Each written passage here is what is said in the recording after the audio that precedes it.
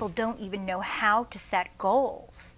Now, we may have two different ways of guiding people in setting goals. Like, I'm sure the way I coach people and consult people with how to set their goals is going to be different from yours. So I'm going to be curious to hear how you do, because what I do is I have everybody say, I see myself.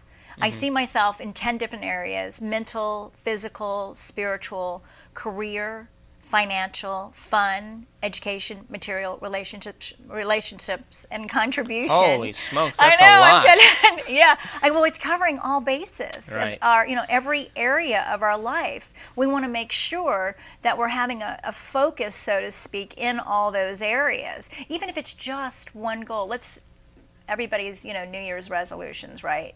And here we are at the beginning of February, and I'm sure many resolutions have fallen by the wayside. And I lectured earlier today, on why New Year's resolutions go by the wayside and why people don't accomplish them.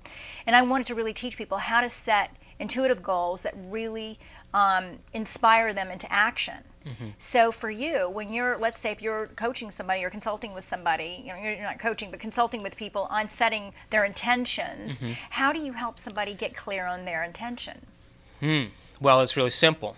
I ask them what their purpose is in life. But what happens if they don't know? Oh, they do know. What happens? No, hang on, because what happens if a person really doesn't know? Because there are people that I will meet with, and they're in such transition, and they have no idea.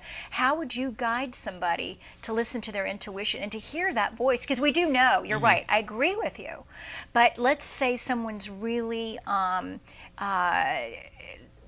really in the midst of a lot of change in their life. Let's say they've had a lot of upheaval, a lot of things happening in their life, and they really don't know what to do. How would you help that person? Well, they need some information. They need to get some knowledge and some information. But let me you talked about soul-directed goals. Yes. And then, that's my definition of what a purpose is in life. Now, everybody's purpose is, we secretly all believe in ourselves that we can do a better job in life. We believe in our potential. Everybody does. They secretly do that.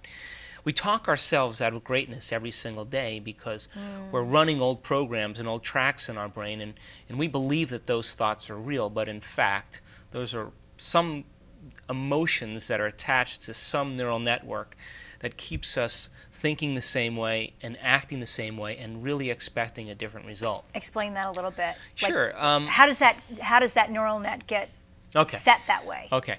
So I'll address that in 1 second. Okay, good. But let's just finish the idea. So everybody has a belief in themselves. And if we get clear on our purpose, and it may take sitting down, shutting off the television, turning off the cell phone, not going to a social engagement, spending a few moments with yourself and asking what you want. Where do you want to be in a year from now? What drives you? What inspires you? What lifts you out of your current state of apathy or current state of pain or emotional addiction? Now, purpose is ongoing. The soul's journey is ongoing. There's no end to purpose. Like, you can have a purpose to go east, and there's always more east to go. And when we get clear on our purpose, that's when we get clear on a vision that's bigger than us. And the highest form of motivation, by the way, is called duty motivation or purpose motivation. Incidentally, the lowest form of motivation is called money motivation. It goes purpose motivation or duty motivation. Then it goes personal conviction motivation, which means I'm going to do this because I said I'm going to do it. Then there's what's called ethics motivation. I'm going to do this because it's the right thing to do. And then, of course, there's money motivation, which is the lowest form of motivation. But when we're clear on our purpose, all those other things have to fall into place. So if I have a purpose to go east, right, then I'm going to set goals up along the direction of east. I may go from here to Phoenix, and then from Phoenix to Santa Fe, and then Santa Fe to Dallas, then from Dallas to Houston, from Houston to New Orleans. I'm going to set up goals along my line of heading in that direction. And so if people don't get clear on their vision or their purpose, and that purpose usually, believe it or not, involves something intangible, what I call a virtue. It doesn't involve making $1 million. That's a goal. It doesn't involve having a new house. That's a goal. It doesn't involve having a new relationship. That's a goal. It doesn't have to do with anything that is material. Those are the stepping points along the way that keep us on our purpose. The purpose may be to contribute a message to the world. Mm-hmm. The purpose may be to live in joy. The purpose may be to have unlimited freedom to do whatever that you want, whenever you want, with whoever you want, wherever you want, as many times as you want. So this is intangible, what you're talking about right now. This is a human virtue, and this is what the soul is after. The soul isn't after the $1 million.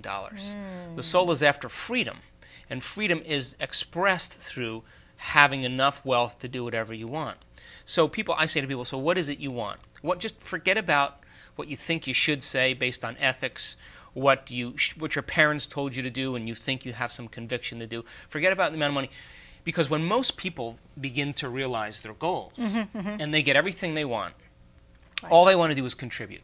When you have everything you want, you think about how am I going to make a difference to the world. Okay, so that's the first answer to your question. Now, the second answer to your question has to do with understanding that those voices that we hear in our head that talk us out of greatness every single day are just the thoughts that we've repeatedly fired in our brain over and over again based on some belief that was developed from some experience, from some past event that we've had with a person, a place, a thing, or a certain time.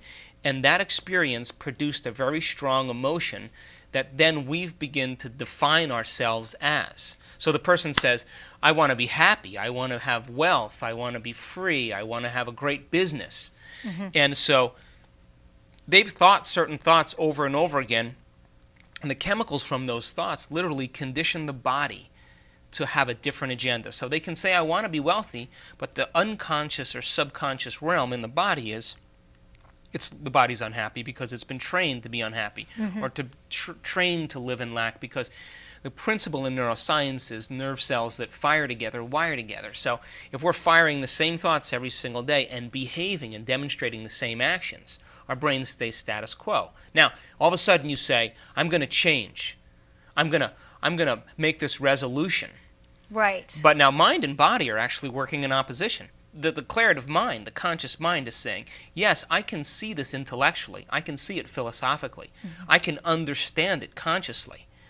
But my body has been conditioned to a different agenda of unhappiness or self-sabotage or unworthiness. And so we have to understand that we have to get mind and body beginning to work together. And that's the basis of my work, to teach people how to put a new mind in the body. And when mind and body are working together, now the heart is open. Now the person is very clear.